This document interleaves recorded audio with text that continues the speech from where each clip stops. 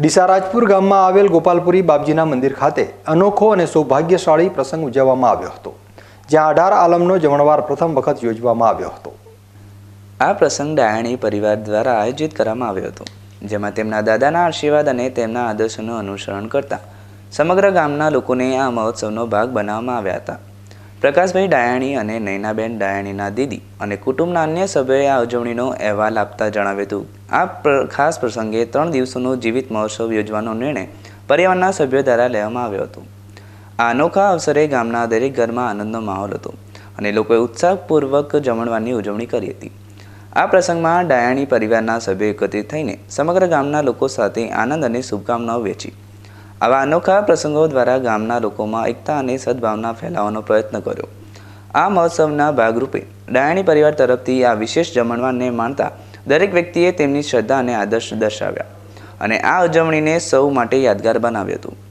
આ જમણવારમાં 4000થી વધુ નાના મોટા દરેક સમાજના લોકોએ એક જ છત નીચે સાથે ભોજન પ્રસાદનો લાભ લીધો હતો।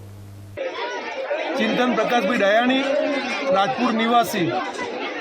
રાજપુરના ઐતિહાસિક પ્રસંગમાં સૌ પ્રથમ વખત આજે 18 આલમની જાપા ચૂંટણી બંધાઈ છે।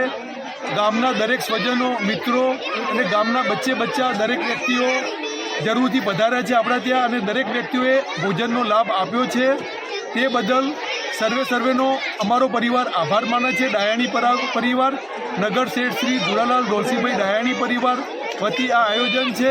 તેમાં મારા માતુશ્રી પિતાશ્રી પ્રકાશભાઈ ડાયાણી અને નૈનાબેન તેમનું 3 દિવસનું જીવિત મહોત્સવ છે અને મારા દાદાનો ઐતિહાસિક એ પોતે નગર શેઠશ્રી છે। તેમની એક ભાવના હતી કે મારે ગામમાં જાપા ચૂંટણી બાંધવી છે અને આખે ગામના બચ્ચેને જમાડવા છે।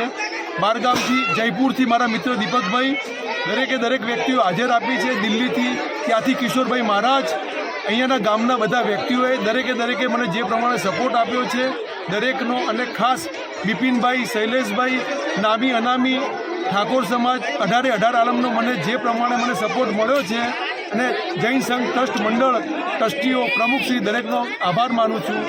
બોલો શ્રી ગોપાલપુરી મહારાજ કી જય।